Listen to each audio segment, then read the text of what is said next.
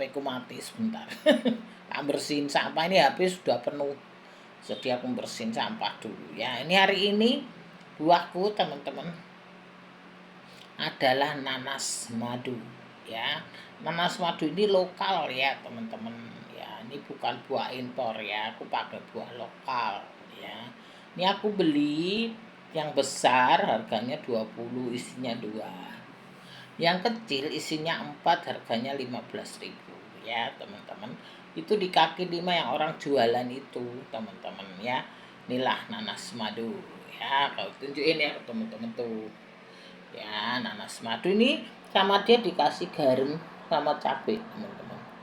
Ya ini garam karo cabai. Nah ini terasi aku beli sendiri.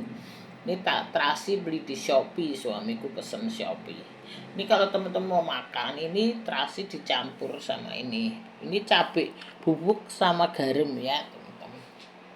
Tuh gini. Kalau nanas itu teman-teman supaya nggak gatal ya teman-teman, nyucinya dikasih garam.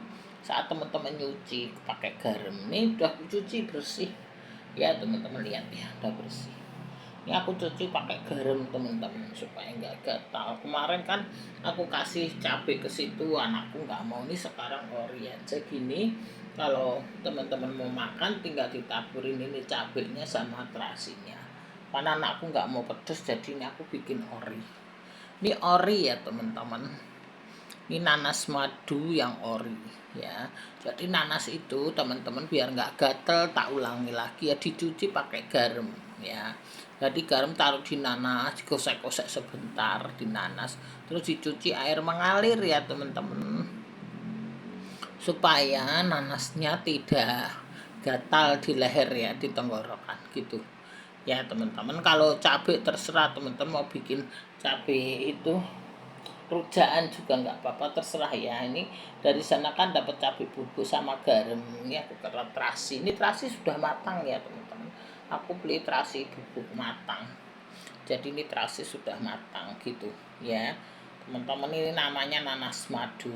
Teman-teman bisa dilihat ya. Ini nanas madu ini biasanya teman-teman kalau lebaran ya. Teman-teman tahu kan kalau lebaran itu bisa dibikin itu selai ya, namanya selai nanas.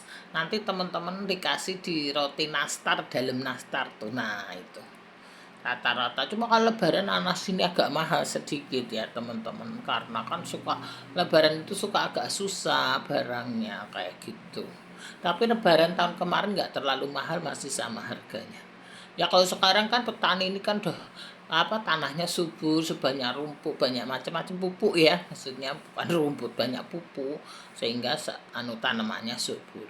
Teman-teman lebih ini pakai yang produk-produk lokal aja ya teman-teman. Aku kan bekas UMKM, dulu aku UMKM teman-teman, jadi aku dulu jualan baju anak kecil ya teman-teman. Sekarang juga masih UMKM, jadi teman-teman aku sekarang masih jualan ya teman-teman, online tuh teman-teman.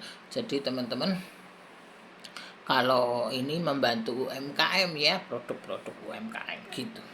Ini nanas lokal ya teman-teman, aku kasih tahu. Jadi kalau lebaran ya teman-teman, nanas ini biasanya dipakai di dalam nastar, roti nastar ya.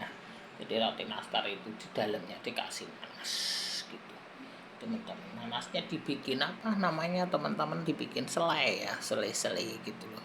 Jadi dibikin selai, nanasnya diparut dulu teman-teman ya, terus dikasih gula ya teman-teman, terus dimasak sebentar, jangan gosong, dimasak sampai mendidih sebentar. Nanti nanasnya itu udah diparut kan jadi ke selai, digulung-gulung, masukin di roti nastar kayak gitu ya. Ini nanas gitu teman-teman ya. Nanas ini kalau teman-teman nggak mau nanas, bisa dibikin rujaan ya, bisa, terserah teman-teman ya. Kan kalau rujaan juga kadang orang pakai nanas ya teman-teman gitu. Jadi ini nanas madu. Jadi buahku hari ini nanas madu ya teman-teman. Tak majuin sedikit, ini apa, cabai garam nih saya ya teman-teman, tak tarik gini ya, biar apa, biar kelihatan gitu loh semuanya, biar tampilku bagus kayak gitu ya teman-teman. Nih mantep ya, inilah nanas madu ya teman-teman. Nih hmm. Sekarang berita di TikTok nih ya teman-teman, masih berita uang itu inflasi ya. Jadi ada para orang kaya itu mengatakan uang ini inflasi. Ya memang uang ini inflasi ya teman-teman. Kalau teman-teman mau uang ini tidak menjadi inflasi, ya teman-teman, bisa dijadikan aset ya. Misalnya teman-teman dijadikan properti, dijadikan emas, dijadikan apa namanya, deposito, dijadikan begitu, sehingga uang ini enggak inflasi. Istilahnya inflasi itu uang itu berkurang lah, bahasa Indonesianya. Jadi nilai uang itu berkurang ya, inflasi ya teman-teman. Sehingga teman-teman supaya enggak inflasi harus dijadikan ke aset yang menghasilkan uang lagi gitu loh, yang naik gitu loh, aset naik. Misalnya teman-teman punya duit 1.000 misalnya ya, 1.000. Nah teman-teman jadiin properti, jadi misalnya aja jadiin aset yang bisa menjadi 1.000 dijadikan 2.000 atau 3.000. Itu contoh aja ya teman-teman, biar teman-teman gampang gitu. Misalnya teman-teman punya aset 10 juta, kalau teman-teman di tabungan 10 juta nanti kena admin, kena macam-macam kan habis ngono. Nah 10 juta itu teman-teman beli emas gitu, contohnya itu. Sehingga kalau emas naik teman-teman untung gitu ya, ngerti kan maksudku? Nah kayak gitu teman-teman, supaya teman-teman nggak bingung gitu ya teman-teman. Aku jelasin segampang, paling gampang wes gitu. Jadi kalau uang itu inflasi, tapi kalau teman-teman jadi aset seperti properti, seperti emas, seperti deposito, seperti macam-macam itu teman-teman, dolar segala, teman-teman enggak inflasi, itu kan akan naik gitu.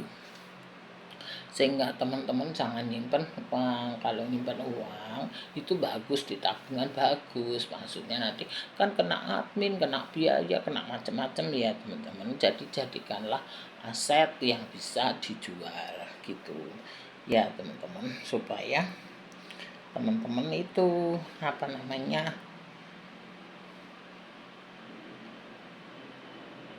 teman-teman, supaya teman-teman itu tidak inflasi lah, istilahnya begitu ya teman-teman. Itulah teman-teman, jadi mengertikan maksudku gitu ya. Jadi jadilah barang yang yang menghasilkan uang meneh teman-teman ya. Kalau teman-teman beli seperti properti itu kan NJOP akan naik ya teman-teman, sehingga teman-teman akan untung. Tapi properti yang bagus ya, bukan properti yang di pelosok-pelosok yang enggak laku, nanti jadi aset tidur ya teman-teman. Yang di kota yang bisa invest laku, yang bisa teman-teman bisa dipakai gitu loh untuk anak cucu kayak gitu ya teman-teman, kayak gitu. Jadi bisa misalnya teman-teman butuh sewaktu-waktu bisa dijual kayak gitu teman-teman. Kalau yang di aset di kampung-kampung itu kan agak susah, terus perjalanan juga jauh. Kalau teman-teman kerja di kota, teman-teman harus beli rumah, beli itu yang dekat ya teman-teman, pekerjaan, jadi teman-teman nggak capek di jalan.